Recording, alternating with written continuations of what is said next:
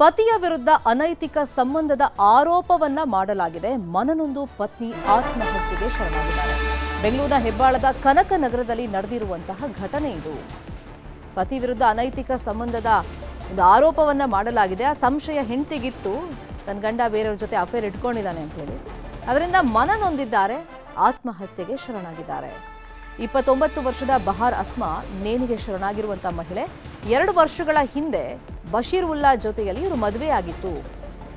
ಗಂಡನಿಗೆ ಯುವತಿಯೊಬ್ಬಳ ಜೊತೆಗೆ ಅನೈತಿಕ ಸಂಬಂಧ ಇದೆ ಅಂತ ಹೇಳಿ ಆರೋಪವನ್ನ ಮಾಡಲಾಗಿತ್ತು. ಹಿನ್ನೆಲೆಯಲ್ಲಿ ಬೇಸತ್ತು ಆತ್ಮಹತ್ಯೆಗೆ ಶರಣಾಗಿದ್ದಾರೆ.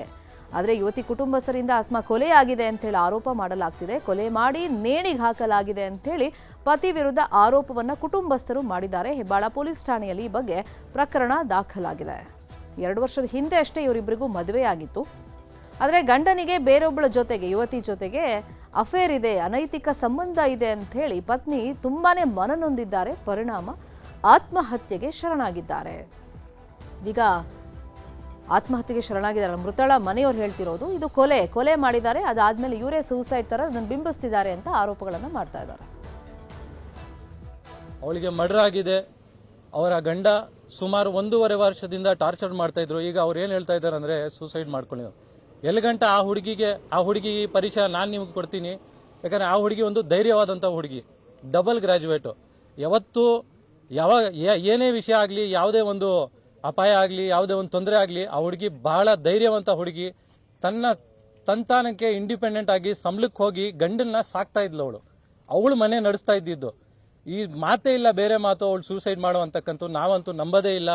ಪೊಲೀಸ್ಗಿರ್ಲಿ, ನಮ್ಮ ಜಮೀರ್ ಅಹಮದ್ ಖಾನ್ ಸಾಹೇಬ್ ಮಿನಿಸ್ಟರು, ಮೈನಾರಿಟಿ ಮಿನಿಸ್ಟರ್ಗೆ ನಾವು ಮನವಿ ಮಾಡ್ತೀವಿ, ದಯಮಾಡಿ ಈ ವಿಷಯಕ್ಕೆ ತಾವು ಕೈ ಹಾಕಿ ಈ ಹುಡುಗಿಗೆ ನ್ಯಾಯ ಸಿಗ್ಬೇಕಂತ ಹೇಳಿ ನಾವು ಮನವಿ ಮಾಡ್ತೀವಿ. ಮತ್ತೆ ಎಲ್ಲಾ ವಿದ್ಯಾರ್ಥಿಗಳು ನೋಡ್ತಾ ಇರೋರಿಗೆ ಹೇಳ್ತೀವಿ, ನಮ್ಮ ಜೊತೆ ಕೈ ಜೋಡಿಸಿ ಈ ಹುಡುಗಿಗೆ ನ್ಯಾಯ ಸಿಗ್ಬೇಕು.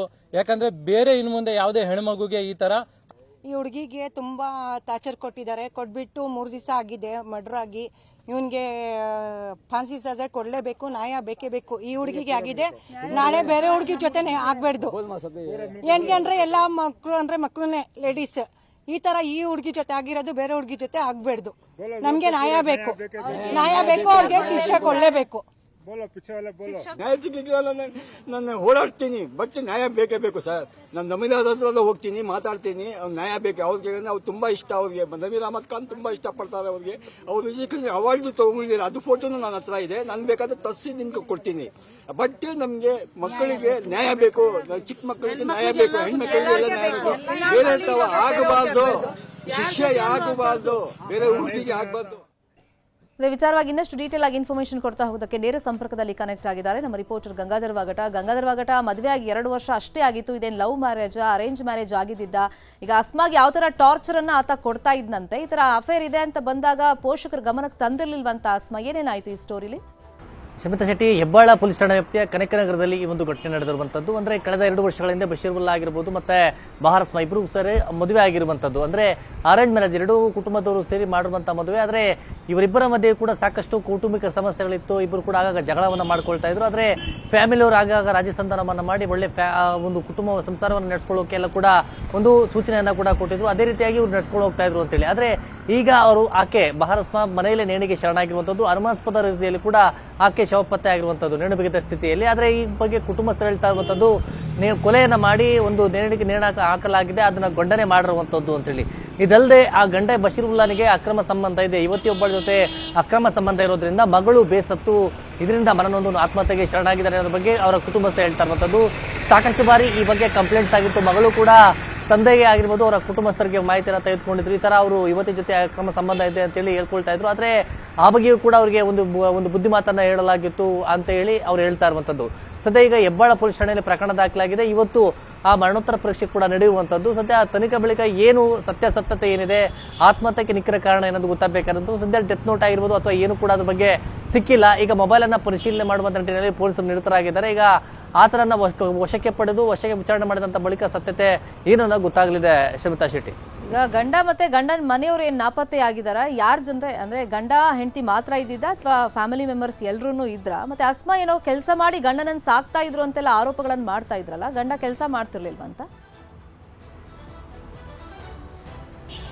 ಎಸ್, ಈಗ ಅವರ ಕುಟುಂಬಸ್ಥರು ಅಂದ್ರೆ ಈಗ ಮೃತಪಟ್ಟಿರುವಂತಹ ಭಾರತ್ ಅವರ ಕುಟುಂಬಸ್ಥರು ಅದೇ ಗಂಭೀರವಾದಂತಹ ಆರೋಪವನ್ನು ಮಾಡ್ತಾರಂಥದ್ದು. ವರದಕ್ಷಿಣೆ ಅಂತೇಳಿ ಸಾಕಷ್ಟು ಹಣ ಕೊಡಲಾಗಿತ್ತು, ಮದುವೆ ಎಲ್ಲ ಮಾಡ್ಕೊಳ್ಳಲಾಗಿತ್ತು, ಚಿನ್ನಾಭರಣವೆಲ್ಲ ಕೂಡ ಕೊಡಲಾಗಿತ್ತು. ಅದಲ್ಲದೆ ಕೆಲಸಕ್ಕೆ ಹೋಗ್ತೀನಿ ಅಂತ ಮೊದಲು ಹೇಳಿದ್ರು, ಅದ ಕೆಲಸಕ್ಕೆ ಸರಿಯಾಗಿ ಹೋಗ್ತಾ ಇರಲಿಲ್ಲ. ಮಗಳು ಕೂಡ ಕೆಲಸಕ್ಕೆ ಹೋಗ್ತಾ ಇದ್ಲು, ಮಗಳು ಕೆಲಸಕ್ಕೆ ಹೋಗ್ಕೊಂಡಾಗ ಏನೋ ಆ ಥರ ಜೀವನವನ್ನ ನಡೆಸ್ಕೊಳ್ತಾ ಇದ್ರು. ಈ ಸಂದರ್ಭದಲ್ಲಿ ಈತ ಬೇರೆ ಒಬ್ಬಳ ಜೊತೆ ಒಂದು ಅಕ್ರಮ ಸಂಬಂಧವನ್ನ ಇಟ್ಕೊಂಡಿದ್ದ ಅನ್ನೋ ರೀತಿಯಲ್ಲಿ ಅವರ ಕುಟುಂಬಸ್ಥರ ಆರೋಪವನ್ನ ಮಾಡ್ತಾ ಇರುವಂತದ್ದು. ಆದ್ರೆ ಈಗ ಈ ಒಂದು ಪ್ರಕರಣದ ಬೆನ್ನಲ್ಲೇ ಈಗ ಆತ ತಲೆಮರೆಸಿಕೊಂಡಿರುವಂತದ್ದು ಆರೋಪಿ. ಆ ಬಗ್ಗೆ ಈಗ ಪೊಲೀಸರು ಕೂಡ ಹುಡುಕಾಟ ನಡೆಸ್ತಾ ಇದ್ದಾರೆ. ಈಗ ಆತನನ್ನು ವಶಕ್ಕೆ ಪಡಿಬೇಕಾಗಿದೆ. ಮತ್ತೆ ಈಗ ಆಕೆ ಮೊಬೈಲ್ ಅನ್ನು ಕೂಡ ಈಗ ಪೊಲೀಸರು ವಶಕ್ಕೆ ಪಡ್ಕೊಂಡು ಪರಿಶೀಲನೆ ಕೂಡ ಮಾಡ್ತಾ ಇರುವಂತದ್ದು.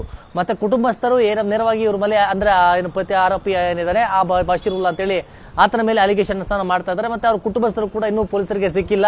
ಈ ನಿಟ್ಟಿನಲ್ಲಿ ಈಗ ಪೊಲೀಸರು ಪ್ರಕರಣವನ್ನ ದಾಖಲು ಮಾಡಿಕೊಂಡು ಅವ್ರ ಕುಟುಂಬಸ್ಥರು ಹೇಳ್ತಾ ಇರುವಂತದ್ದು, ಒಂದು ಕಡೆ ಈತನಿಗೆ ಅಕ್ರಮ ಸಂಬಂಧ ಇದೆ ಅಂತೇಳಿ ಮತ್ತೆ ಪತ್ನಿಗೆ ಕಿರುಕುಳವನ್ನ ಕೊಡ್ತಾ ಇದ್ದ, ಟಾರ್ಚರ್ ಮಾಡ್ತಾ ಇದ್ದ ಅನ್ನೋದು ಕೂಡ ಒಂದು ಅಲಿಗೇಷನ್ಸ್ ಕೂಡ ಇರುವಂತದ್ದು. ನಿಮ್ಮನೆ ಕೊಲೆ ಮಾಡಲಾಗಿದೆ ಅಂತೇಳಿ ಗಂಭೀರವಾದಂತಹ ಆರೋಪವನ್ನು ಕೂಡ ಅವ್ರ ಕುಟುಂಬಸ್ಥರು ಮಾಡಿದ್ದಾರೆ. ಈಗ ಸದ್ಯ ಪೊಲೀಸರು ಪ್ರಕರಣವನ್ನ ದಾಖಲು ಮಾಡಿದ್ರೆ ಇವತ್ತು ಮರಣೋತ್ತರ ಪರೀಕ್ಷೆ ಇದೆ. ಮರಣೋತ್ತರ ಪರೀಕ್ಷೆಯಲ್ಲಿ ಏನು ಯಾವ ರೀತಿ ಸಾವಾಗಿದೆ ಅನ್ನೋದ್ರ ಬಗ್ಗೆ ಸ್ಪಷ್ಟತೆ ಸಿಗುತ್ತೆ. ಮತ್ತೊಂದು ಕಡೆ ಈ ಒಂದು ಆರೋಪಿಯ ಒಂದು ಗಂಭೀರವಾದಂತಹ ಆರೋಪ ಏನಿದೆ ಸಂಬಂಧಪಟ್ಟಂತೆ ತನಿಖೆ ಬಳಿಕ ಅದ್ರ ಬಗ್ಗೆ ಸ್ಪಷ್ಟತೆ ಸಿಗುತ್ತೆ. ಶರ್ಮಿತಾ, ಫಾಲೋ ಮಾಡೋಣ. Thank you so much Gangadhar, ಈ ಕ್ಷಣದ ಮಾಹಿತಿಯನ್ನು ಕೊಟ್ಟಿದ್ದಕ್ಕೆ.